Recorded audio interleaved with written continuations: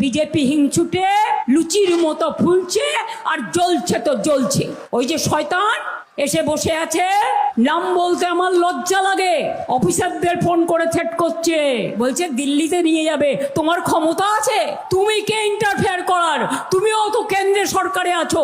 আমার যদি ইন্টারফেয়ার করার ক্ষমতা না থাকে, তোমারও নেই।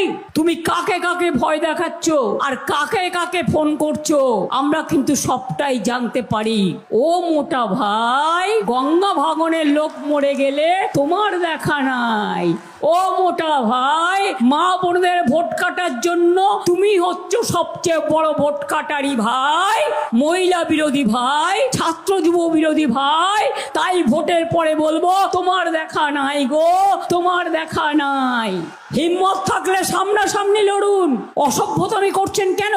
এই 24-এর ভোটার লিস্টে তুমি নির্বাচিত হয়ে আজকে পদে আছো।